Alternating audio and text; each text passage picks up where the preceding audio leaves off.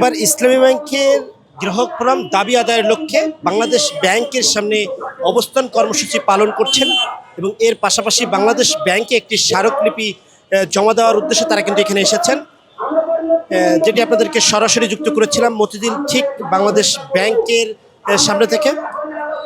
দর্শক, যেটি বলছিলাম, ইসলামী ব্যাংকের যে অতীতের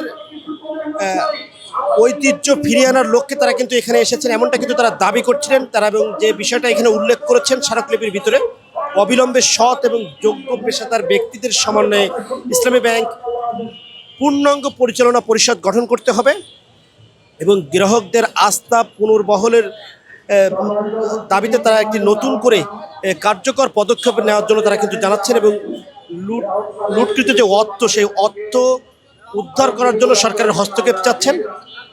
এইসব বিষয় নিয়ে তারা কিন্তু একটি 7 দফা দাবি নিয়ে একটি স্মারকলিপি জমা দিবেন এই বাংলাদেশ ব্যাংকের গভর্নরের কাছে।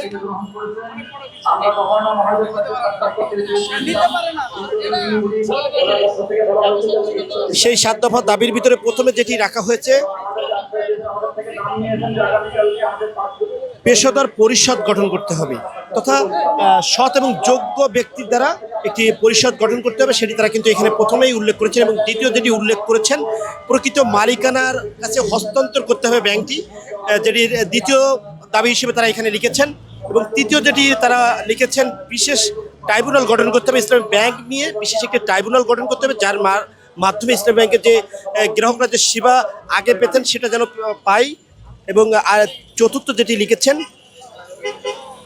স্থিতিশীলতা এবং অপপ্রচার রোধ করতে হবে তথা ব্যাংকের যে স্থিতিশীলতা সেটি বহাল থাকবে এবং পরবর্তীতে যে অপপ্রচার করা হচ্ছে ইসলামী ব্যাংক নিয়ে সেটি বন্ধ করার জন্য তারা দাবি জানাচ্ছেন। এবং পঞ্চম যেটি লেখা হয়েছে, ব্যাংকের লুটকৃত যে অর্থ ও এস আলমের সম্পদ বাজেয়াপ্ত করতে হবে।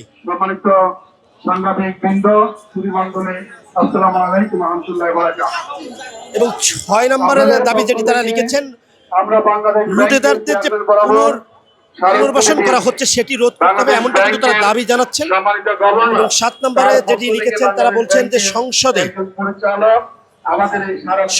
বক্তব্য দেওয়া হচ্ছে ইসলামী ব্যাংক নিয়ে, সেটা প্রত্যাহারের জন্য তারা দাবি জানাচ্ছেন।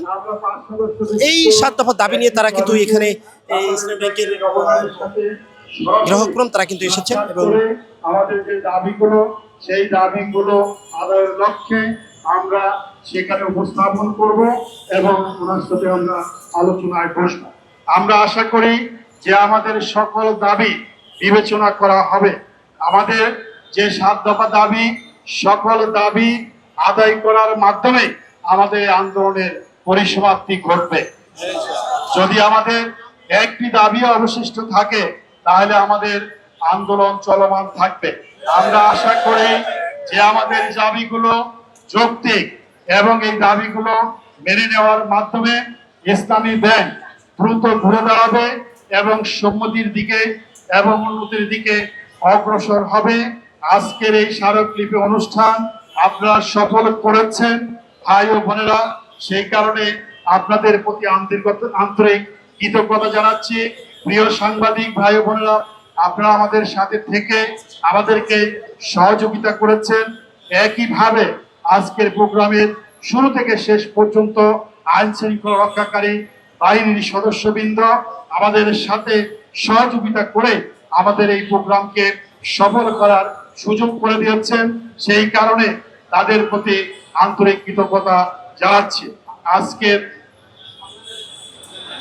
আজকে বাংলাদেশ ব্যাংক আমাদের কর্তৃপক্ষ আমাদের সহযোগিতা করেছেন, সেই কারণে তাদের প্রতি আমরা কৃতজ্ঞতা জানাচ্ছি। সবাইকে ধন্যবাদ জানিয়ে আগামী দিনে আরো বড় কর্মসূচি পালন করার জন্য সকলের সাথে যোগাযোগ করে সকলকে নিয়ে যে কর্মসূচি ঘোষণা করা হবে সেই কর্মসূচি আমরা বাস্তবায়ন করব, সেই আশাবাদ ব্যক্ত করে আজকের স্মারকলিপি প্রদান অনুষ্ঠান এখানেই সমাপ্তি ঘোষণা করছি। আসসালামু আলাইকুম। দর্শক, যেটি শোনাচ্ছিলাম আপনাদের, এই স্মারকলিপি যে অনুষ্ঠান সেটি কিন্তু এখানেই সমাপ্ত ঘোষণা করে দিচ্ছে এই ইসলামী ব্যাংকের গ্রাহক ফোরাম। এবং তারা বলছিলেন যে এই স্মারকলিপি তারা কিন্তু গভর্নর বরাবর তারা কিন্তু পৌঁছে দিয়েছেন এবং সেটা আশা করছেন তাদের কার্যকরী কোনো পদক্ষেপ আসবে। তো দর্শক, এই ছিল সর্বশেষ আপডেট মতিঝিল থেকে।